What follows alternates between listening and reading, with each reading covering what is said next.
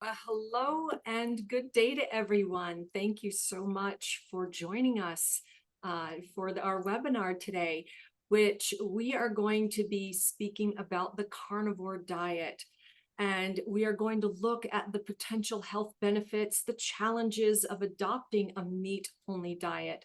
We'll be talking about the latest research and what expert opinions have about it. We're also going to explore some of how the carnivore diet can impact everything from weight loss to inflammation to gut health. And I have the absolute pleasure of having two celebrity authors, renowned experts in functional genomics, who are not only powerhouses in the biohacking world, but are both co-founders of the DNA company.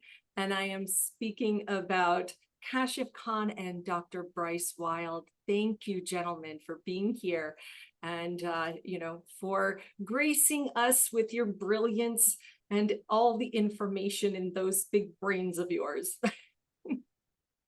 Listen, Dr. Varden, it would be remiss if I didn't say we are not a team and a collaboration without you and your brilliance and excellence. So thank you so much for moderating and hosting and adding your viewpoints to tonight's segment on the carnivore diet. Looking forward to this. Kashif, really great to be with you again, too. Yeah, pleasure. It's good for us to all be here.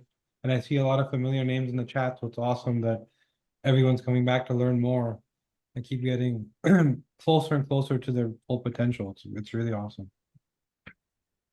Well, what I was thinking, what we could do is, first of all, I do want to encourage everyone in the audience, please fill out the questionnaire that we have. We would love to get some information from you to find out what you know about the carnivore diet, what your experiences are, why you're here, what is it that you want to learn. So we'll give a few more minutes on doing that. And in the meantime, let's talk a little bit about the carnivore diet. Really, like, what is it? So why don't we get the perspectives? Who wants to go first? How about Dr. Bryce? Sure. Let me dive right in. Well, when we allude to the concept of diet, first and foremost, really, essentially what that really does mean is an exclusion of some or a multitude of other things. And when we think carnivore, of course, we know that Latin word derivative stands for meat. So essentially what we're alluding to here is the meat diet. It wouldn't be exclusive, although you can get, an extension or a level of exclusion of this diet to the point where really all you're eating is red meat. And there's even some fanatics that go to, an uncooked red meat scenario. I don't advise, by the way, none of us advise the DNA company at large, nor its representatives, those you see here today, extending your programs to a diet of any sort, unless you're speaking to your doctor or healthcare provider. And in most cases, when we suggest, I think, the word diet or term, we're suggesting therapeutic intervention using foods for a limited amount of time. That time can vary between prescriptive interventions. So diet really means, that limitation of foods or an exclusion of certain foods, categories of foods to have or impart a therapeutic advantage for a select amount of time, months to years in some cases. In this instance, some of those things that we've seen in the literature, because this is actually quite a new diet, comparatively speaking, to the keto or the vegan or vegetarian or Mediterranean or a number of these other diets, or as we like to refer to them when they're longer lasting, that is to say, maintainable throughout your life based on your genetics, because our DNA 360 report informs the general lifestyle of nutrition that you should follow. But therapeutic interventions will vary, and depending on what needs to be done about those. But this is a relatively new diet, and that's where I was going to get to before handing off to Kashif, is that the keto, 70s, vegan, vegetarian, well before that. But this is really maybe only a few decades old or young, if you will, and some people have popularized this more recently. And it's not right for the majority of people. And it can be incredibly right for some individuals who are looking to intervene for things such as, for example, weight loss. Wonderful. You might actually see some incredible results in the front end. Maybe not necessarily long term. Again, it's not for everyone. We'll qualify who it is for.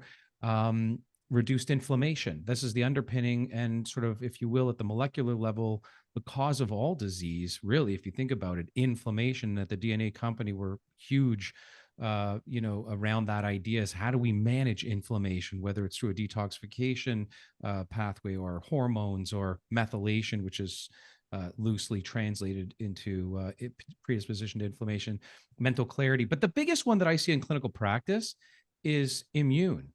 So autoimmune. This is an incredible diet, usually for the short to medium term, to control immunological discrepancies, autoimmunity, and there's a huge backbone to that.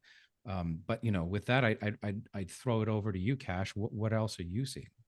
Yeah, so it's firstly, like, what is the diet? To Dr. Laura's point, it's not just I eat steak, it's also I eat the organs. I eat kidney, I eat liver, I eat heart. Nose to tail. You have liver, which is one of the most nutrient foods we know, right? You have selenium, zinc, B12, you have the list goes on in terms of the benefits, folate, right? Very bioavailable folate. So it's when you eat the whole animal, including making bone broth and getting collagen and healing your gut, including things like glands and things that we toss out typically, they all have their unique benefit. And it's the one thing you can do where you're doing one thing, but you're getting everything you need. But to Bryce's point, it's not for everybody, for sure. And there are nuances in the report that will tell you that you may not do so well. And I saw somebody, one of the first comments was, I gained 10 pounds. Very likely outcome if you're not genetically wired for it. But you'll also hear from somebody else, I lost 10 pounds very quickly, right? And so the weight issue, I think, is separate from the health issue. I think it's one of the few things left that hasn't been adulterated. If you truly get pasture-raised, organic, grass-fed, grass-finished beef, you can trust that you're eating something clean, which means that in as much as the nutrients from the animal fuel you, you're also removing everything that hurts you, right? So it's one of the few ways you can actually do that with certainty. So that's the health question, but then the weight question is separate, and there's more complexity in terms of gene pathways pointing to whether that's actually going to work for you or not. Yeah. And there is that crossover for sure. And putting in my own 2 cents about that, I find that it is something that is more beneficial in a therapeutic time period, doing it for 30 days, 90 days, and then easing back in, because a lot of it I have found has helped with gut healing, with lowering the inflammation. I've had clients who have been on the carnivore diet go back, start bringing in carbohydrates, fruits and vegetables, and their inflammation flares back up. So it's realizing and seeing the benefits. But as you were saying with the comment, I saw that too about gaining 10 pounds, but I would have some more questions. It's what did your carnivore diet look like? Yeah. What were your sources? There are other aspects to that I think can play a factor. So this is where having a practitioner or someone to help follow you, because it's not the easiest thing to follow, and there's a lot of nuances to it.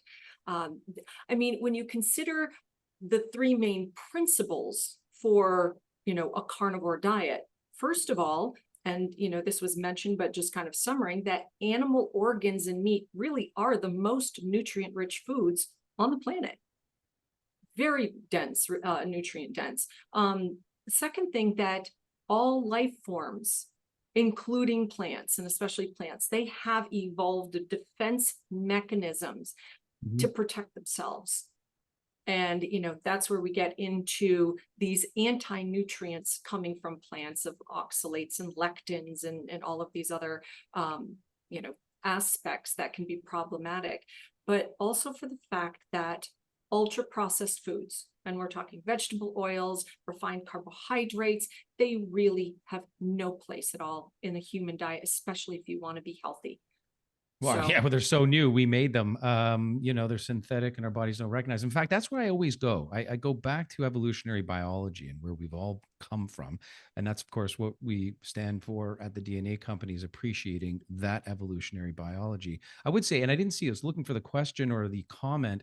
This, of course, depends on where this person's baseline was, because at the end of the day, really weight loss is sort of an old term we should throw out. And tissue modification and or macronutrient to tissue modification in the human body is kind of more of the technical term I would use to suggest where's the DEXA or the bioimpedance analysis showing that you've translated from your beginning.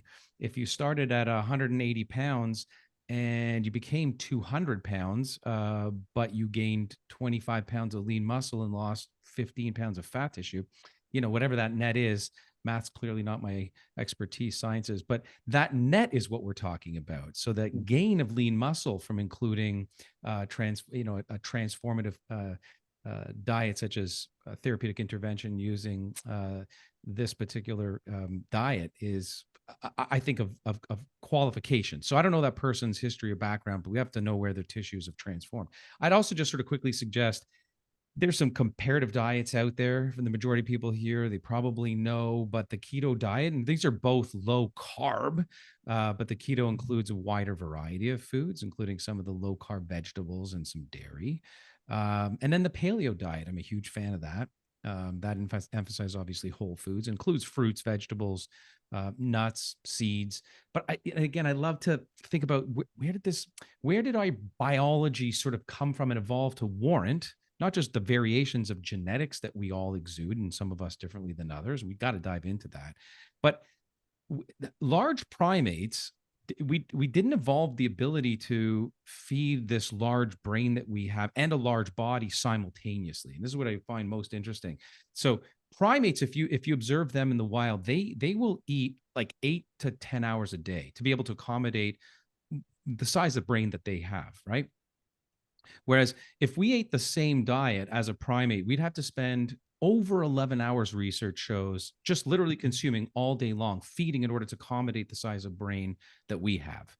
And I'm a little brain centric these days, having written a book on this most recently. But here it is from an evolutionary perspective and how we can sort of judge some of these diets and their therapeutic interventions, depending on how our genes express. We're going to get there. But from an evolutionary perspective, it isn't just possible to have arrived where we're at today with the brain power that we have if all we did was spend every waking hour feeding. So the question becomes, how do we even get here? And this is a bit of the story that I thought I would introduce here, is that first, evolutionary biology suspects a single mutation in a single bit of DNA. We don't test for this. It's irrelevant. We all have this in a single bit of DNA called RGAP11B or ARGAP11B. Actually, I'm missing an H in there. RHGAP. Anyway, it's an acronym at RGAP. And this had to occur to allow our brains to grow in size. We know the story, but we got ruga, we got, these different sulcide. It became inverted, not just sort of a smooth cortex, right? And at a certain point, a brain too large wouldn't be feasible to support, even in our cranium. So, and also we'd have to eat 24 hours a day just to support that. It's to no species advantage to grow it disproportionate to the size of the body. So long story short, with an increasing intelligence, this desire evolutionary to walk upright and explore the jungle and savanna, we then discovered fire, right? This is the story of the human species, Homo sapiens. So about 2.5 million years ago, we began to eat meat and marrow, probably fat, even more importantly than the muscle tissue, actually, providing these essential fats and even B9, folate, B12. We test variations for that at the DNA company, which all plays into this story. But then about 50,000 years ago, like that's like yesterday, we began to cook. And then simultaneously, these mutations in the FADS2 gene, which encodes for the delta desaturase that, these essential omega-3 fatty acids describe. So this point mutation for RGAP, the ability for us to take these essential fats that really are only found in meats, right, including fish, obviously, and then to cook it is to pre-digest it outside of the body. So cooked food yields far more energy to feed the brain. This frees up all this time to do these more interesting and impressive things than just thinking about and foraging for food. So it started there. And then I guess I'm saying full circle to Cash's point, and even to yours, Dr. Barton, all these other things 30,000 years ago, we started to cultivate, we started to grow, we started to develop these other oils and these other grains that ultimately just started to go and trigger our immune systems. And what the heck is that? But the one thing that's for sure is we know meat, our bodies. We need it. It's the number one source of fuel in all the organ meats, to Cash's point, nose to tail, that our bodies require for micronutrients, so from macro to micro, to make sure that our bodies run efficiently. So as you can probably tell, I am absolutely not anti-vegan. I think there's an instance where that might fit for some people, and we know those genes also. But the majority of us and where we've come from evolutionary biology, at the very least, even if you don't just go strict carnivore, it's got to be the foundation, grass-fed, of course, and all these other things we'll probably talk about, of a good diet.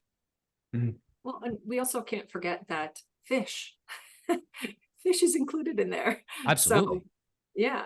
And before we continue to go on with, carnivore and talking about, different guidelines for a carnivore diet and diving in deeper into that, I'd like to bring up the poll results and go over to see what people are doing. Okay, thank you. So our first question was, do you have a clear understanding of what the carnivore diet is? And actually, we've got just about a half and half split of yes and no. So looks like a lot of people, have either done their homework or, at least know something about it. And I'm so glad for those of you who don't, that you are here and can learn more. We could always learn more. So our second question, what diet best describes your current eating habits?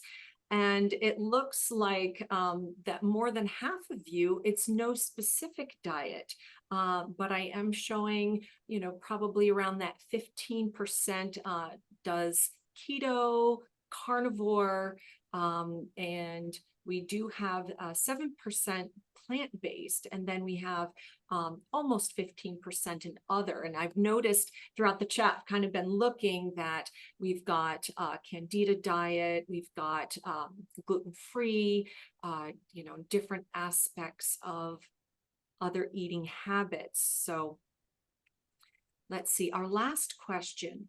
What interests you in learning about or trying the carnivore diet?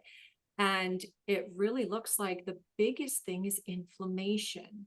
And thankfully, that is something that the carnivore diet does tout to help with. And right alongside to autoimmunity, even though our second most interest is for gut health. And of course, we know that gut health and autoimmunity are interweaved. They work right together, and of course, inflammation. And we have about 40% interested in energy and weight loss. And then a little bit further down, we have insulin resistance, diabetes, and then other. So I noticed that some things, that people had put in for interest was that sugar cravings. They really want to get over the sugar cravings. They're having issues with also, what does their DNA say that they should be eating? And there's a lot of questions in there.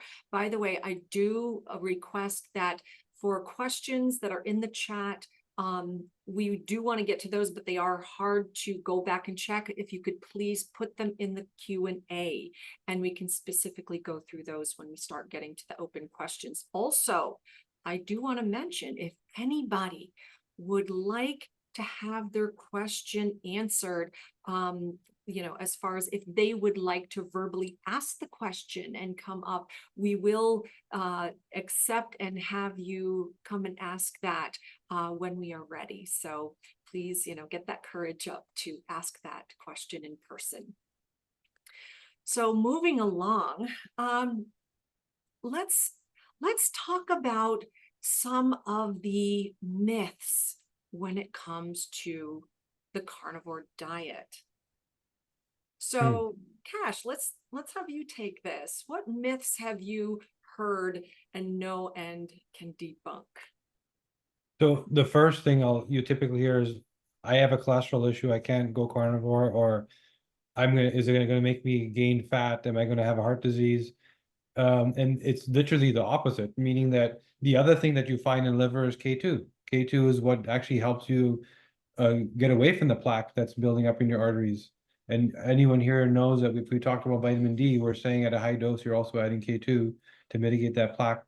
And so here's one big thing that answers a lot of the myths, is that when you look at research, you have to ask the context and what was included. Meaning, if you research the average American diet, which means industrial meat full of steroids, hormones, pesticides, and cows that were fed soy pellets, then the results may be very different than somebody eating pasture-raised grass-fed meat. And so does beef cause cancer? Does beef cause heart disease? Answers that studies prove to be true. What is beef? It's not, there's very different sources, and it's one thing that Bryce mentioned earlier, right? So a lot of the myths get dispelled from understanding sourcing and understanding that the Frankenstein that's in the grocery store may not be what it was supposed to be, right? And there's something a lot more pure and closer to what Mother Nature provides. And so you'll actually find that the same thing that does, in fact, in the studies, cause people to get sick can heal the exact same problem it causes, depending on the source. And so this is where a lot of the myths get dispelled. The other big one around the gut, and there's no fiber, and my gut's going to get wrecked. And if you do it properly, yes, certainly the first 2-3 days, if you haven't done anything like it before, you might get constipated. Your gut might feel a little off and heavy. And then all of a sudden, your gut microbiome is going to magically convert itself to exactly what you need. And on day 4 or 5, it's going to feel incredible.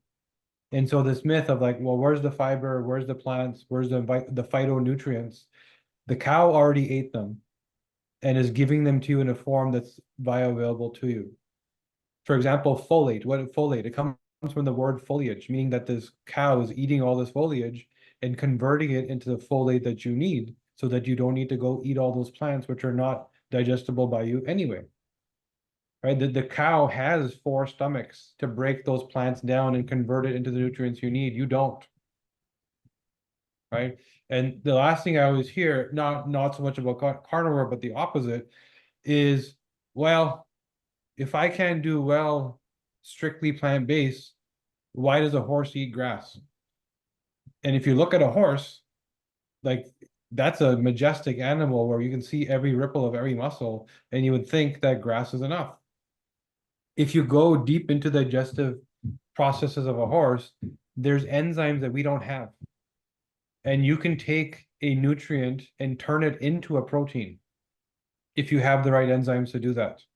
We don't have those enzymes.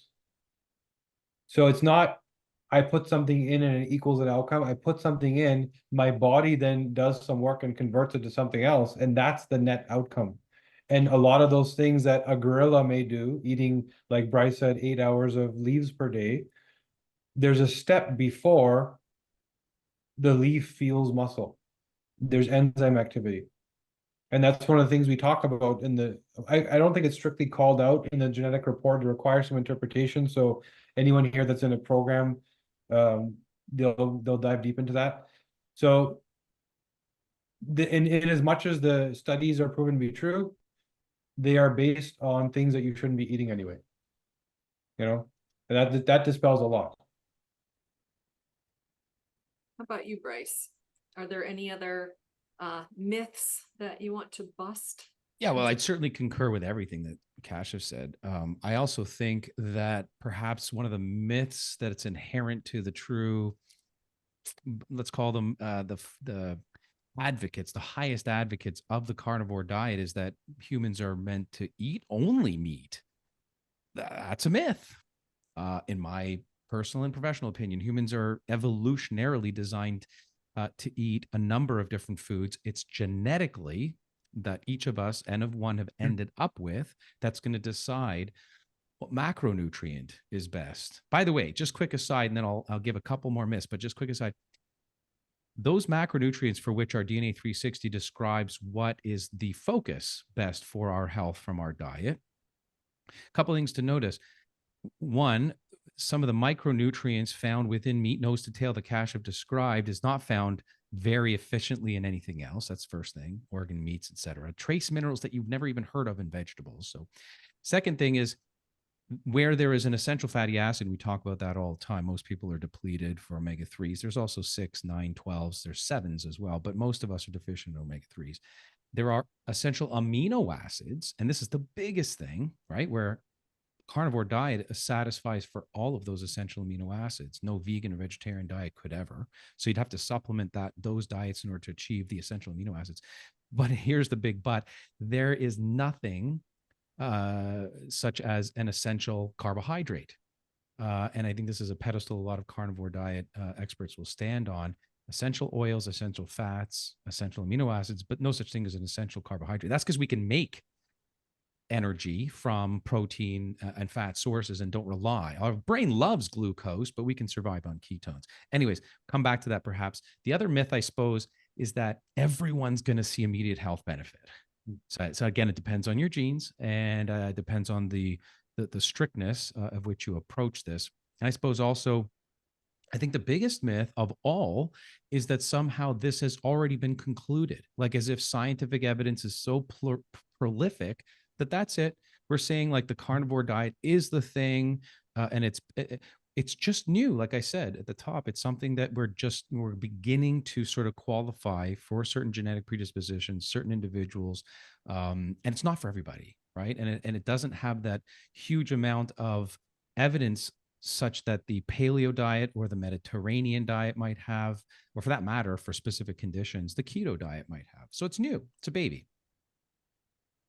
Something that I have been asked before is, what about vitamin C specifically? I mean, we know how important vitamin C is, to health and not get scurvy, etc. And it's, how can you get your vitamin C on a carnivore diet? And thing is that, yeah, even though you are excluding these plant sources, you can actually get sufficient vitamin C from organs, from organ meat. I mean, believe it or not, you do get that. And there's also a theory that where there's an argument that you don't need as much vitamin C when you decrease your carbohydrate intake, that the high fat, because of the glucose, because of that production, that natural production in the body, the regulation of insulin, and because glucose and vitamin C compete for absorption and transportation in the body, it is suggested that without the presence of glucose from carbohydrates, you don't need as much vitamin C. I mean, again, this is a theory, but it does hold some backing for that. Also, with the absence of the anti-nutrients, like I had mentioned before, the phytates, the oxalates, lectins, that it actually provides better bioavailability, mouth words here, including vitamin C. So the vitamin C that is in organ meat is better absorbed and therefore better utilized. And vitamin C is one of the nutrients, micronutrients that we look at genetically in your reports to see how well are you, transporting and working through there. So we can also look at genetically speaking how well you're doing, and then can assess from that as well how well a carnivore diet or some of these other diets would work. So let's hop over and how would one get into a carnivore diet? I mean, I've seen some questions in the chat mentioning about people who are on it, some of the issues that they've been having, or people who are interested. It's like, where do I begin? Maybe we could offer some guidelines that can be helpful. And I do want to mention, Kashif had said that, maybe in the beginning you could get constipated. I actually have had clients who within the first few days actually got diarrhea, but then sticking with it and it evened out, because you are making that change to the microbiome, and that is a huge thing.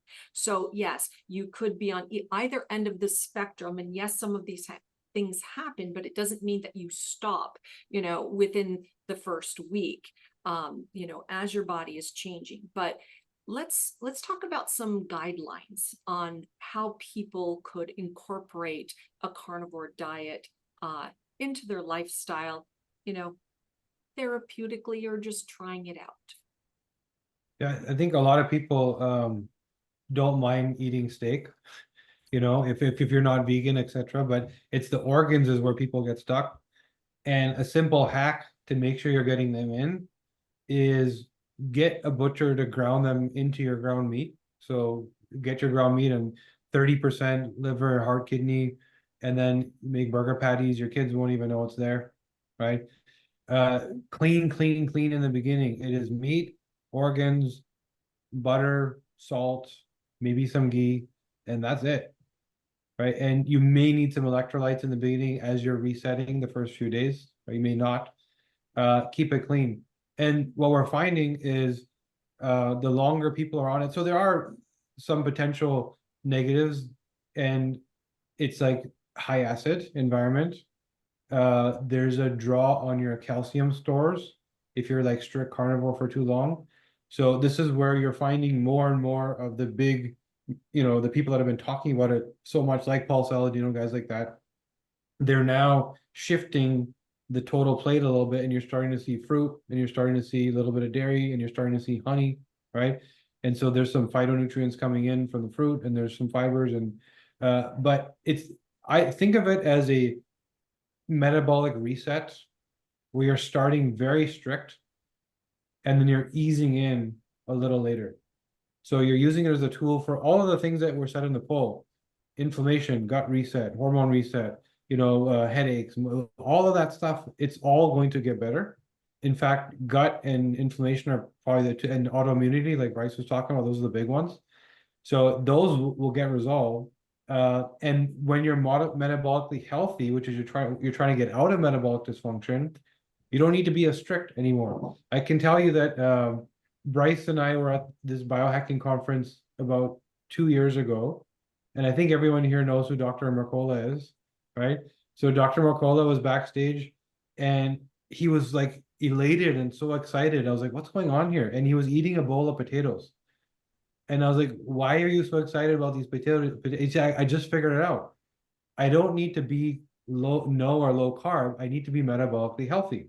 And he just realized that he was at the stage now where he could shift gears and eat what he wanted, and once in a while cheat on his diet, and he would be okay, right? And you'll find that the same bowl of potatoes that today makes you need to take a nap doesn't when you're metabolically healthy. Just like if you bring the toxic load down, or you adjust your hormones, or you get hydrated, or you get the right nutrients in, 1 or 2 days of problems isn't going to hurt you. But if you're teetering on the line of the threshold, then a little nudge will make you feel sick. So know that also, that this fear that people have of like, I'm never eating anything other than a steak again.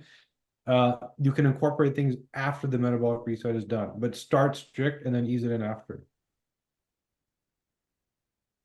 So, Bryce, what types of things would you have people follow to find success on a carnivore diet?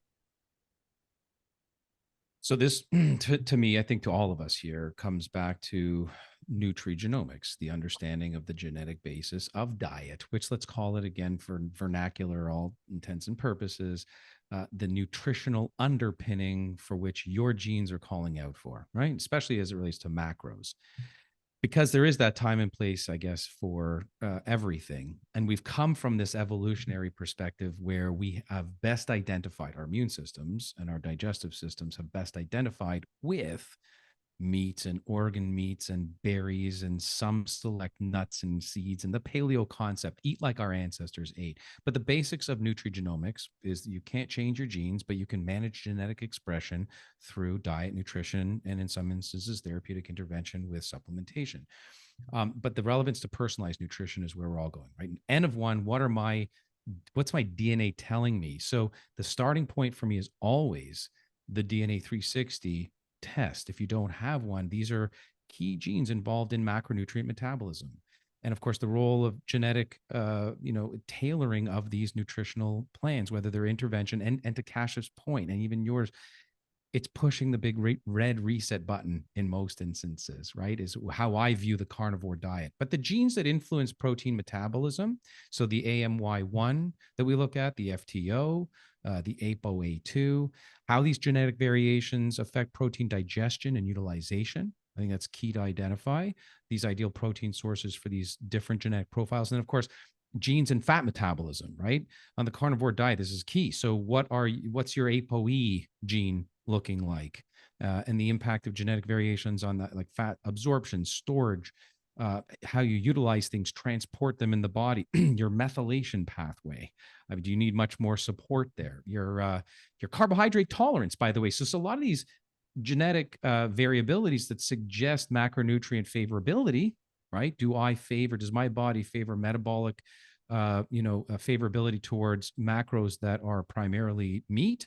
Or am I okay with a carbohydrate, heavy or heavier diet? And that's the TCF7L2 to some degree. And we kind of talked about the SLC gene. So I think we have to understand from first and foremost this genetic profiling, get the macros right. And by the way, this big change, this huge story around protein and the idea that protein needs to be, 0.5 grams per kilogram, otherwise there's kidney disease. I mean, we flipped the switch on that now too. We're looking at 1.5 to 2 grams of protein per kilogram of body weight, and that's hard, almost impossible to achieve in sort of a more plant-based diet. We really do need, whether again we're going all the way carnivore, but we really do need clean meats and organ meats in our diet to satisfy the majority of our genes. Another one, for example, micronutrients, BCMO gene. BCMO1, the vitamin A conversion from beta carotene into active vitamin A, you can't do that. That's kind of like we talked about. To your point, Dr. Varden, is you get maybe low on vitamin C, although when you don't need as much to protect against the oxidative stress, perhaps from some of these phytonutrients and phytochemicals and so forth, although there are a lot in there that are good, you don't need the amount of vitamin C. But to flip that, in a plant-based diet, you're not getting retinol, the active form of vitamin A. So I guess, again, kind of goes without saying, the fact that we're all, huge advocates of DNA testing here, that know that first before you move on to the macros that are going to carry you into the long term to add years on your life. Yeah, and I would even add to that when you get into the behavioral aspects of food and eating. The FTO gene, fat mass and obesity gene, are you dysregulated to where you are having delayed communication from your gut telling your brain, I'm full? When you are eating meats and fats, those are much more satiating. You have that cue signal much more apparent, where you're not, having such a delayed effect and feeling like you're still hungry for more. And when you get into like the MC4R gene, that hunger cues and snacking and everything else, when your body is satiated, when you are focused on making sure that you have those nutrients, which you would be getting with more of a meat protein heavy diet, your body is getting the nutrients it needs, and you're less likely to lean into that hunger, snacking, wanting to constantly feel like you need more fulfillment from it. And especially with, higher salt content, giving your body the electrolytes that it needs can be, very liberating in that fact of being given the energy that your body needs. So a couple other things that I would actually include is hydration. When you are doing this, and if you do plan on adding any type of or leaning into the carnivore diet, you've got to remain hydrated. Very, very important, especially because a lot of times with these meats and with the way that you're cooking, if you are adding salt, you don't want such super high concentrations. And through dilution, through hydrating, is very helpful. Not to mention it helps with stools and transit time, which is one of our favorite topics around here. And another aspect would be movement, walking, exercise, making sure that you are moving your body. These are foundational things, honestly, no matter what diet or how you are eating. Those two major components that we don't think about when we think of a particular diet. So we're talking hydration and movement, but these are absolutely critical for a healthy body. So I don't want to ever miss those foundational aspects. But always, anytime that you are moving into any type of therapeutic diet, any type of extremes in your eating habits or anything else, please make sure that you consult with a healthcare professional, that you are monitoring your labs, that you pay attention to that, because we certainly wouldn't want you to dive into areas that could be problematic for you. So I see some wonderful questions in the Q&A that I'm thinking that we could start diving into, and then sprinkle some other wonderful information about the carnivore diet and other health benefits as we are answering questions. So the first one from Alyssa Kern, she asks, is there a way to manipulate your gut biome to promote healthy protein synthesis? If so, what would that be? Who wants to take that question? I think I'll answer part of it, and Bryce, I think, may know more here. But the thing, it's funny that, segue from what Dr. Laura just said, movement is a very big part of this answer, right? So your gut microbiome is responding to your physical needs, and your ability to metabolize and turn food into fuel is your body's constantly responding to everything, your thoughts, your feelings, your movement, your lack thereof. So if you are physically active, your gut microbiome is going to be adjusting itself to plow through food a lot faster and give you what you need, including proteins. And you'll see consistent evidence of this. So I feel it even myself, the days I train versus the days I don't train, it's not only the need for calories, but it's how quickly the metabolic process happens. It's very different. But Bryce, I don't know if you have any other thoughts here. Can go down into the weeds or we can get superficial, but I would just say that in summary, and I say this to my patients all the time, there's no such thing as a bacteria or a probiotic in this instance, for which is the best, and therefore everyone that's going to do the carnivore or everyone has autoimmunity should take X, Y, or Z probiotic. There's only those probiotics that confer health benefit that have been studied to we see outcomes for. And then of course there's commensal bacteria, for which we should all grow a variation of strains and species. But having said that, consuming soluble fiber, and I think this is where a lot of carnivore, all in people have a problem. I think consuming soluble fiber is an important supplementation to this diet, because I think the eventuality is that actually people end up with a commensal variation that is non-conducive to promoting healthy protein synthesis. And that's in the early days. I think they self-correct in the later days, but that's what I've seen. So there are specific strains, certain probiotic strains like Lactobacillus acidophilus bifidobacterium that have been linked to improved protein absorption and synthesis, and there's substrains and species of those. But fiber intake, soluble, not insoluble, but soluble fiber, that is the fuel for the gut bacteria. That's what they eat. They need to eat too. They can quickly starve, especially early days on this diet. So I would always be supplementing a carnivore diet with something like a guar bean soluble fiber in order to advantage those optimization of protein synthesis through the gut microbiome and the postbiotics, because that's really what at the end of the day, what we're talking about is maintaining optimal postbiotic situation. So she actually has another question with that, and is that, does the carnivore diet hold more benefits or affect the male hormone system more than female? That's an interesting question. I'm not sure I have. I'm not sure I have the answer to that. Kashif, what's your? Yeah, so I've practical experience here because just happen to uniquely have an audience of a lot of females that are stuck in certain health conditions that need support, and a lot of it is related to the gut. And I find that yes, so first of all, for men, consistent across the board seems to work, right?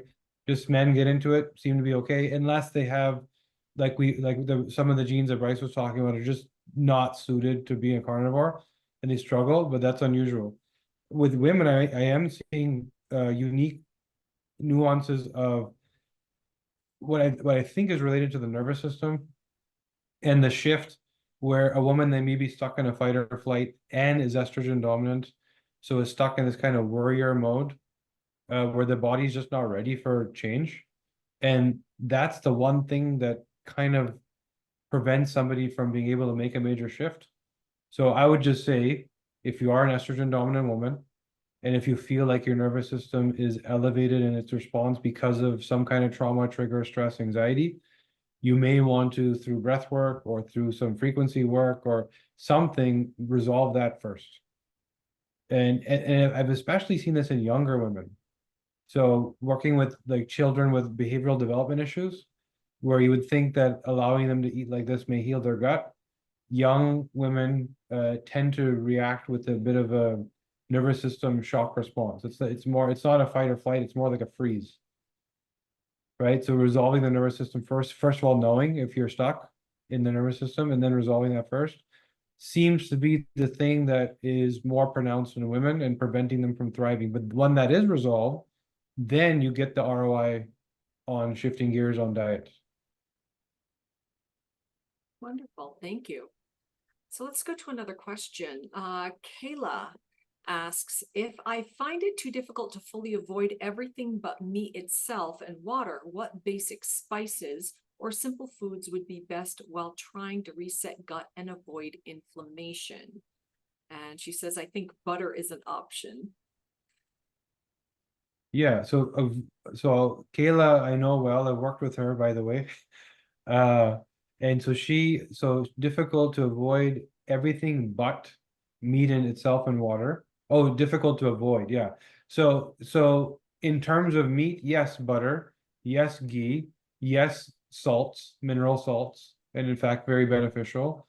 And if you're struggling, I would even say, if you need some honey, for example, if you need some maple syrup, which are sugars that don't spike a glycemic response, that won't break a fast, right? So you're not going to get that metabolic disaster.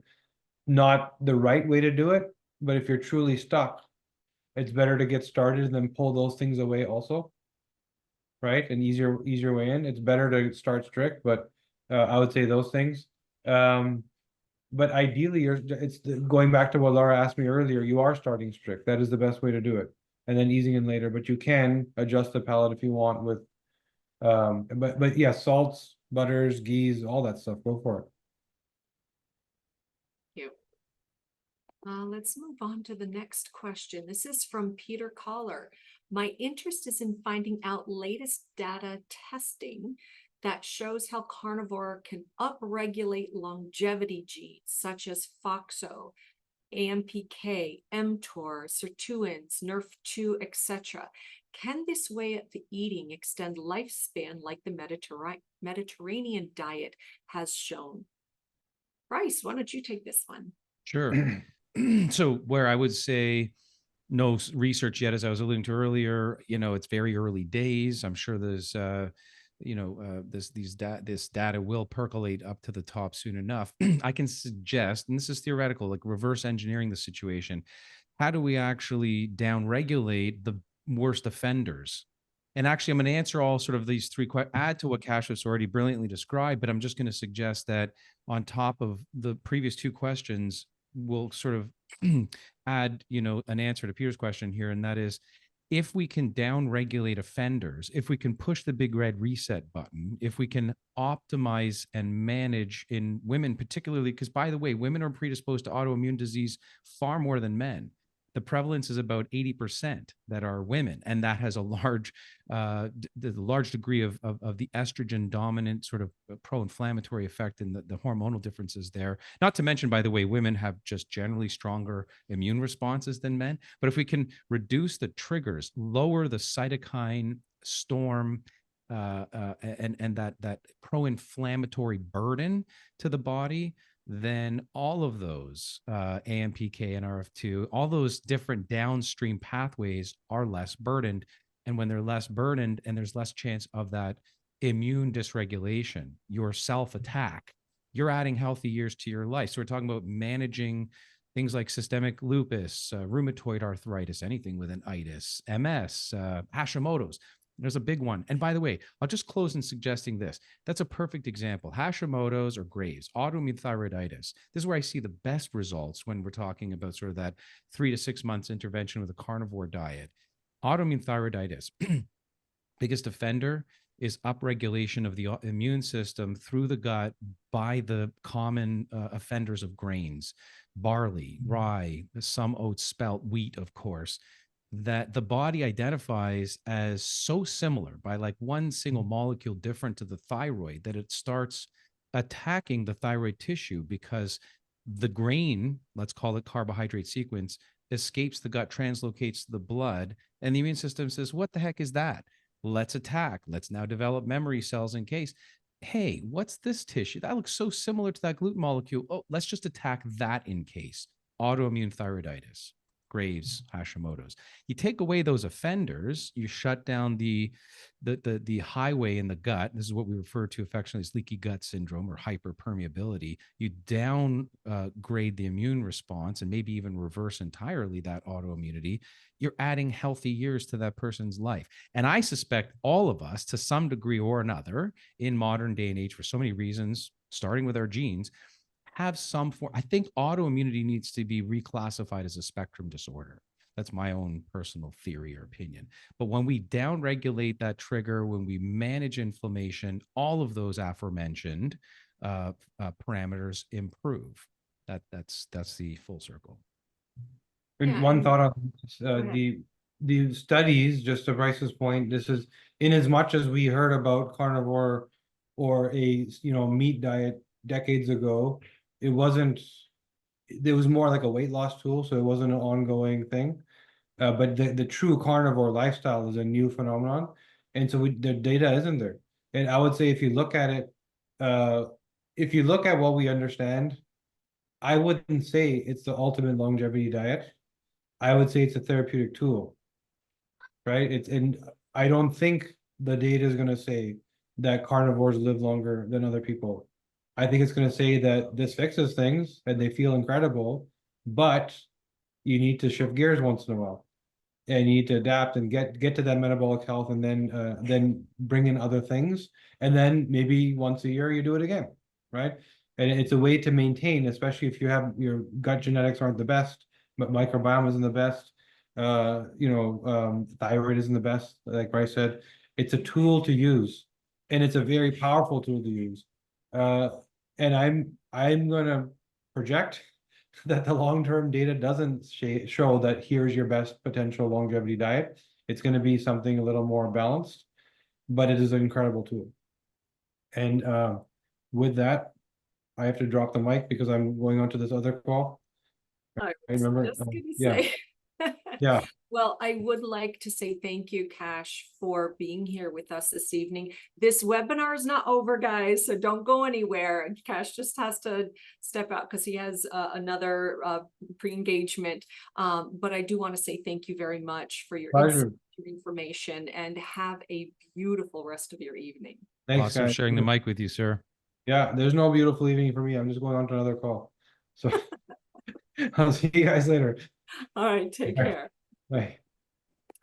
So I was going to add to that, you know, the diversity and our ability to adapt, regardless as to our DNA, which suggests here's the macro diet that's best suited for you. And we have those secrets. We can unlock them with the DNA 360, certainly. And that's what we're good at. But I think all of us have the aptitude to adapt to variability. I think the seasonal diet and Ayurveda, I think that's one really good example, you know, where spring or, you know, kapha season, which is, you know, the dominant doshas and the cold, heavy sort of qualities of the diet, you know, and there is some grains there. I'm not a fan of grains, but it's there. Or the summer, which is the pitta season. If you fire Ayurveda, where it's like hot, sharp, intense qualities to the diet. Point is, and then fall is, you know, vata, winter is kapha, and these seasons, of which we're changing throughout the seasons, are major theme of consumption. We are so adaptable that I think some of that change, and to Cass's just, you know, his most recent point before he hopped off, was that it's therapeutic intervention meant to push the big red reset button for most individuals.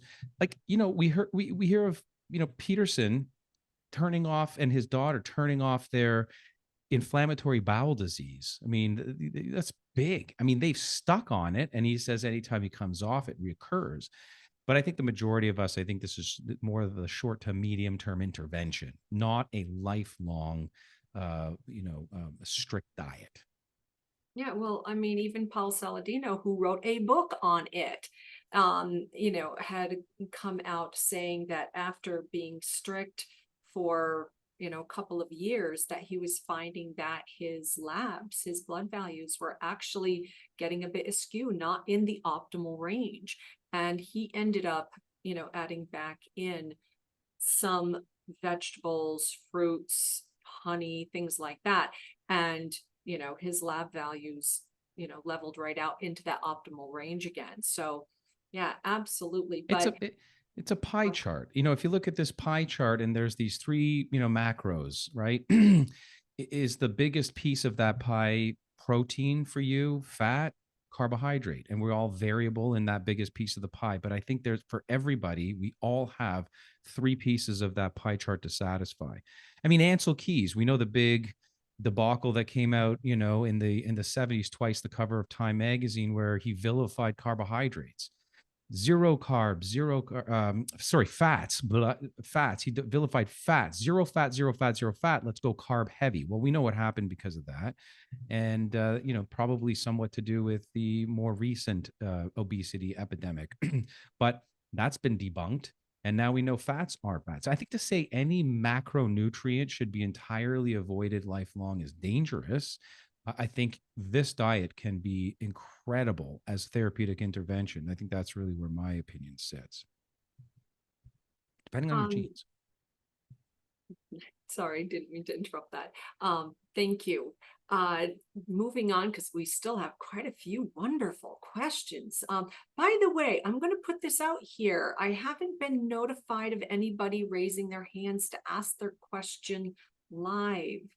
I do encourage that if you would like, please, you know, we'd love to hear it coming out of your own voice to be able to ask your question. So, you know, if you do, just raise your hand. We will bring you up and you can ask it. So while we are waiting for that, let's hop over. We've got a question with from Katie Prescott. And they're asking, what about the issues with fish and microplastics mercury? How do we navigate this? Know your So, numbers. Know your numbers, not just your DNA, your predisposition to managing toxins. And by toxins, I don't mean smokestack plume, and just that which is concentrated in the ethers of city smog and concentration of urban living. I'm talking about that which, as I think KT's alluding to, just slips its way through our food chains. So, yes, fish have tons of microplastics, mercury, dioxins, furans, pharmaceuticals. I think it's the biggest overlooked thing, by the way, is like the amount of pharmaceutical drugs coming through our fish and our waterways. Which, by the way, if you don't have a filter, folks, you are the filter. And it's got to be very picky about your sources. I don't think there is a clean fish. It's certainly not farmed fish. I think there's just fish in moderation and testing to know your numbers. And so genetically, we all predispositions to aptitude within our detoxification pathways, where many of us are very good, some of us are average, and then others are very poor. That is to say, how we turn heavy metals, dioxins, furans, microplastics, et cetera, into waste and out of our body. We pee it out, poop it out, breathe it out, sweat it out. We turn things from their toxic states to water soluble. One of the exceptions, of course, to that is heavy metals. But nonetheless, we take these things and eliminate them, some of us better than others. And the only way to know how much fish, the great resources, one really good one is the Environmental Working Group, the subsidiary for which is the Environmental Protection Agency's website, single one pagers, handouts, fish levels.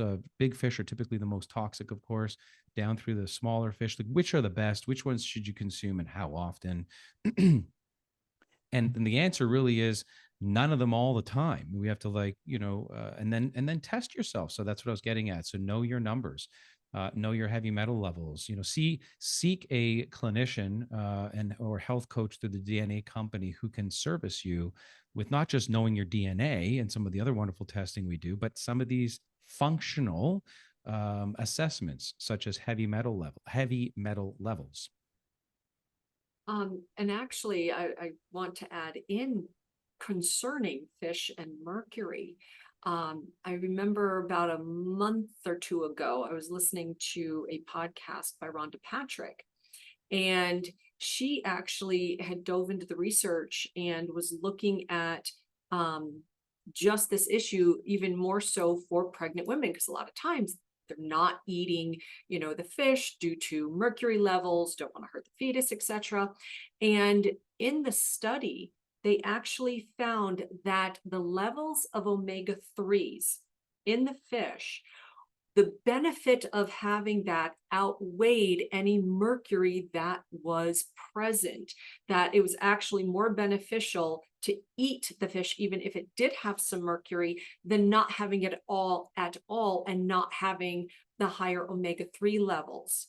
So very interesting.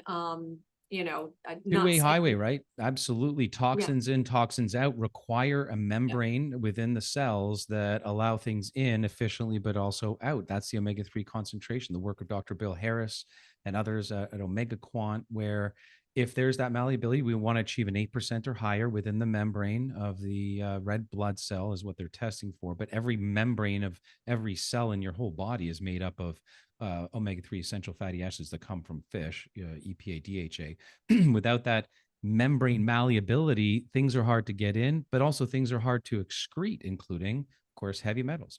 So yeah, I concur with that research wholeheartedly, except that I'm saying there are cleaner things. So if you have detox process deficiencies, genetically speaking, I think most people think, oh, what do I take to detoxify? What cleanses do I get on what detox protocols? Well, the best way to manage your detox genes is to avoid the toxins in the first place the best you can. Hence the cute little analogy of you're not getting a filter for your water and or paying attention to the fish you eat. You are the filter. We've got a wonderful question from Susie Sank. She asks, what does latest research say about long-term effects on the carnivore diet, on the microbiome diversity, but also what are the DNA specific indicators of having success with the carnivore diet.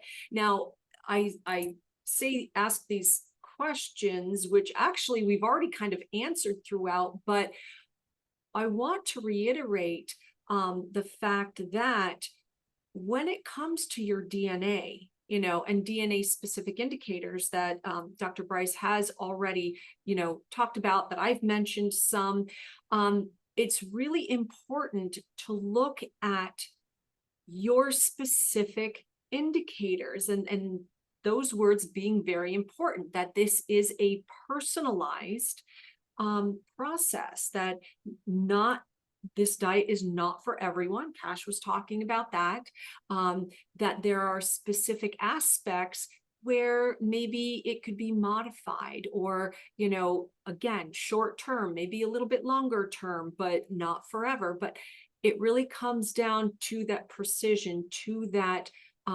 special aspect of who you are and what does your DNA say. And, really finding out about that, especially if you have any severe medical conditions, if you have an autoimmune, if you have gut issues, leaky gut, IBS, problems with any of this, this is where we can actually, take a look and help you with that, and help lay out a very precise program for you. And if our CEO, Tracy Wood, is still available, I'd like to have her come forward and actually, talk a little bit about that, and what that would look like. How does that work, to where we can actually help you specifically with the needs that you have based on your DNA. Yeah. Hi, Dr. Varden. Hi, Dr. Wild. How are you guys? Very well, thank you. Excellent. Thanks for joining. Awesome. Awesome. Yeah, it was great to see Cash too. I know that he's actually participating with us in the Precision program.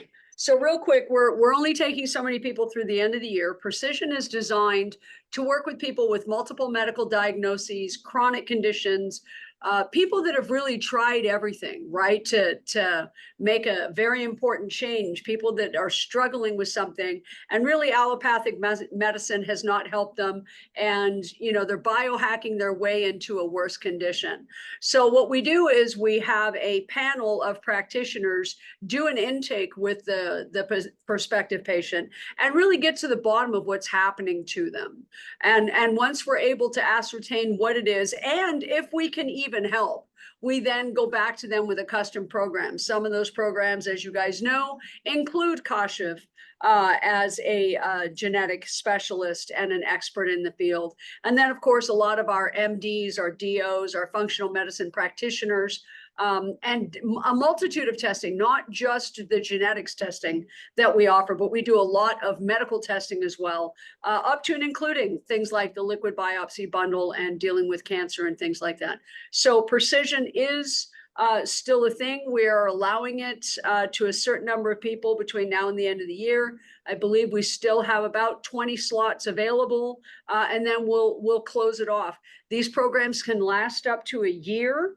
Depending again on that patient's need. We meet the patient literally right where they are. And we're dealing with huge issues. We've got people with major addiction and recovery that we're working with, people that are having major problems in inflammation, people that have struggled through cancer and radiation and all of the horrible effects that happen to them when they go through those types of treatments. So anyone can be a patient. Again, they can send me an email at Beth, if you want to throw it in there you go. So Beth just threw it in the chat window. It's ceo@thednacompany.com. I will review every submission. I'll take it to our board. We will ask you to come in and do an intake, and let's see if we can help you. Because at the end of the day, right, continuity of patient care and quality of patient care is 1000% our top focus. So thanks, you guys. Enjoy the rest of your webinar. Thank you, Tracy. We really Thanks, Tracy. that. Before we go on to some other questions, there was actually some questions in the chat and things that have come up about what would gene results, what would a DNA profile look like that would indicate a good candidate for the carnivore diet? Yeah, So, do you want to start with that? And I will, sure. So we talked a little bit about them earlier. Genes that influence protein metabolism, genes that influence fat metabolism, certainly genes that influence the genetic variability around carbohydrate tolerance. So those are the major macros we're talking about. Your individual susceptibility fractions that pie I alluded to earlier. Some of us are just built to do better from a higher protein and or a higher fat and or a higher carbohydrate diet. So the variability percent index is easily solved by appreciating your genetic aptitude. Then there are those that we look at for micronutrients. So micronutrient absorption and the genetic influence on that. So key genes there I mentioned a little earlier, such as methylation, which is a whole pathway. MTHFR is the one most people are familiar with, but we also look at MTR, MTRR, SHMT1, and then, of course, very importantly, BCMO1 that controls beta carotene into vitamin A, proretinal vitamin, or GC, VDR that controls vitamin D. And then there's fecal transferase, like how well do you absorb vitamin B12 from the gut? And then we look at genetic variants that pertain to gut health. So we're looking at detoxification genes.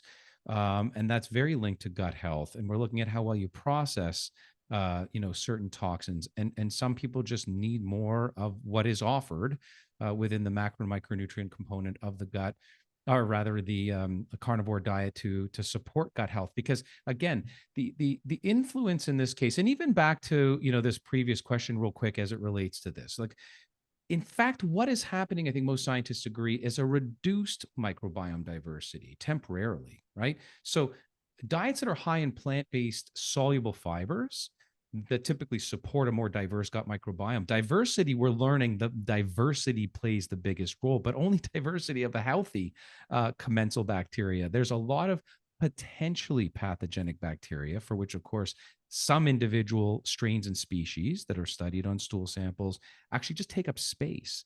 And they may not cause pathology, but they also compete against survival chances of the health conferring bacteria. So studies actually suggest an increase in these bile tolerant bacteria and a decrease in some of the fiber fermenting bacteria. And that shift actually impacts, at least in the short term, maybe even medium term, positively some individuals with autoimmunity to get down the overall load of some of these potentially pathogenic bacteria that can contribute to the leaky gut that then ultimately triggers the immune system. Anyway, I think I'm forgetting some things, but I'll hand it over to you. I can't remember what else maybe the carnivore diet directly impacts as it relates to our genetic screening, but it's a plethora. It's many of them. Yeah, I mean, there's always aspects in the cardiovascular profile. How would this look? What do we have to pay attention to? Like the ACE gene, that's your salt gene. Okay, is there something we need to do? And that's not a disqualifier. It would just be, how could this impact? How could the carnivore diet impact what your current gene profile is, and where would we need to do a little modification or support? So yeah, I would even argue on that point, sort of like yeah. the earlier testimony I gave to the reason why we appreciate the carnivore diet and what it's contributing to health and longevity stems from our evolution. Our brains didn't become what they were without meat, and for that matter, cooking meat. We just weren't able to get there. And so in our executive function, we look at genes that relate to mood and behavior. Again, this is not really substantiated by the clinical literature, but I would argue that it's indirectly that these key genes, BDNF, particularly brain-derived neurotrophic factor, maybe even comped indirectly to methylation, catechol-methyltransferase, relates to cognitive function. And there's a genetic link there with mental health that I don't think we can be as optimally healthy mentally for focus, attention, alertness, concentration, all these things without the micronutrients that we find in meat and organ meat, and specifically those that support methylation and B12 and the essential fatty acids without But meat. Dr. Bryce, we have a couple people with their hands up. Yes. Okay, so we have Jennifer and Alyssa. So it looks like Jennifer had her hand up first. So let's bring her up and ask her question. And then Alyssa, you're up next. Hi, this is Jennifer's husband, actually, Todd. Thanks for hosting and thanks for taking our question. We were on Carnivore earlier this year, transitioned off over the summer, going back on probably soon. Our question is quality of meats. As we all know, groceries are quite expensive, and to eat grass-fed, grass-finished, pasture-raised, all that sort is a lot more expensive than conventional meats. Is it still beneficial to be on a carnivore diet if you can't quite afford to be always eating the healthier meats and having to eat some conventional meats as well? That question. You want to start, Dr. Varden, or? Well, I would say that generally put your money into the better sourced meats, fish, because further down the road, if you are taking in higher toxins, you'll end up paying for it, health wise. And it is something that I find that, when you are paying a little bit more, you don't need as much. Right. So, there's also the fact of looking at and doing, some of your own homework for local farmers, going in with someone on buying half a steer, and sharing that. There are different ways that, you can find to make it a little more cost effective. It's just getting creative and seeing what's around you. Right. So. Yeah. Look, garbage in, garbage out. That's for, it applies in direct consideration for what we feed our animals and then, eat their subsequent meat byproduct. And grass fed just has higher concentrations of omega-3 fatty acids. So the better fatty acid ratio, grain fed, these are lot feeds. It's hard to find a healthy grain-fed animal these days. Again, higher in omega-6 fatty acids, lower nutrient density. And again, the carnivore diet's really nose to tail. So what these animals have to work so hard at detoxifying in their own environments. And I don't just mean, again, these ethereal plume smokestack toxins. I mean, literally, bacterial contamination, antibiotics, and just viral loads and so forth. And that's going to translate to the meat and organ quality. So that's not just the organic versus conventional. I don't think, by the way, Rob Wolf, if this name doesn't ring a bell to most folks here, that he's really more the paleo guru, but he's written a wonderful book recently, co-authored it. Something, it's going to come to me in a second. Sacred Cow. Read this book. It is the answer to your question. And the end of the day, I don't think we have to have organic certified meat, but I think it should be grass fed. And I think that, organic versus conventional, or grass fed at least versus conventional, and the reduced exposure to toxins and better animal welfare. Even how they're killed actually translates to the quality of the meat, and some of the toxins that are built up in the final minutes of life. So I'm going to go with Dr. Varden's answer. In summary, I'd say probably even less of that required for balance, but certainly quality over quantity in this instance. Yeah. And like I said, go to your local farmers markets. I'm telling you, you get someone, locally who has chickens and, that they feed them well, that they're free range. They have more than enough eggs. I have gotten eggs for like 50 cents a dozen because they were just trying to get rid of them because they get so many. So there are ways, just ask around. Yeah, share a cow. I mean, there's a lot of programs with these farmers. No, literally, I mean, I'm often ordering a quarter cow and organ meat. I'm not carnivore, but I'm often ordering that and putting it into the freezer and freeze packed. But it's not quite a quarter price, but I'd say it's at least half of the price that you'll spend on otherwise organic, certified, or even grass finished or grass fed meat. Thank you, Todd, for your question. I'm so glad that you asked that. So next, Alyssa. She's still here? Yep, I am. I just had to unmute it. Sorry.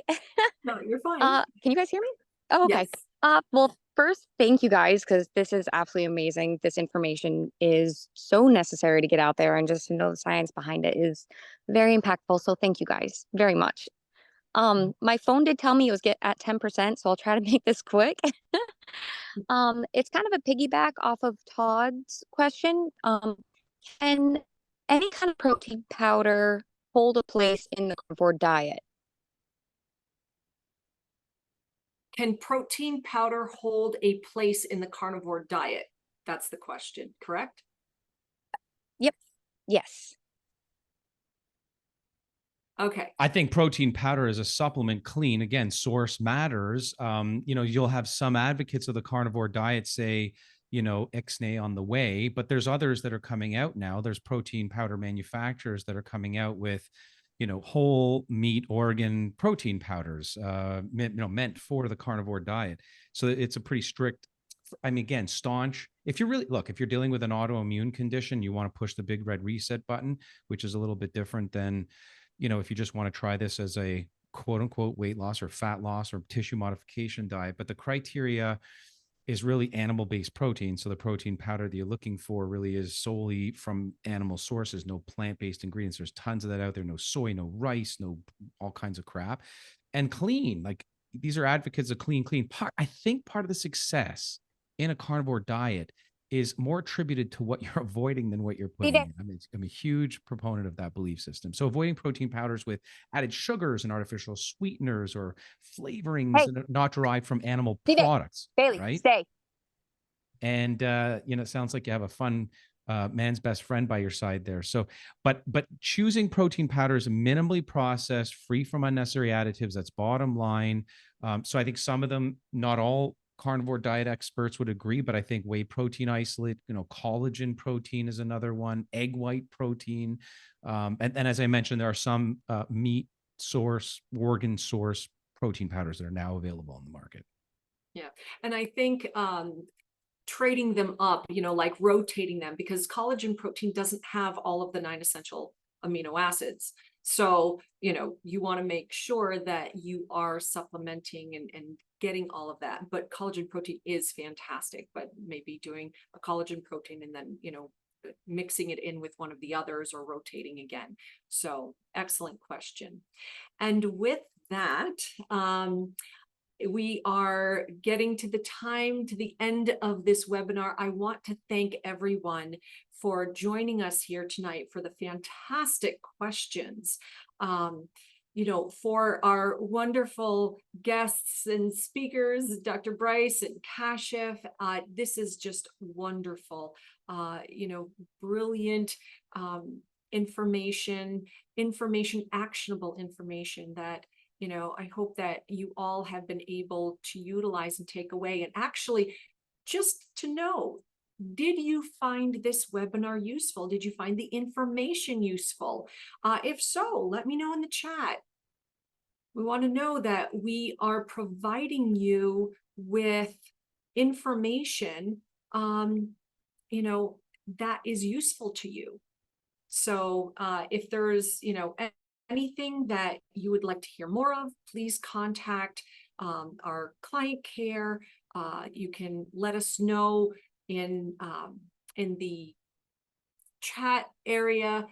After these are out, we go back and look at them afterwards, after we publish these. So always looking to inform our community and to make this an arena of education to empower you to make better choices, so that way you can be the best that you can be.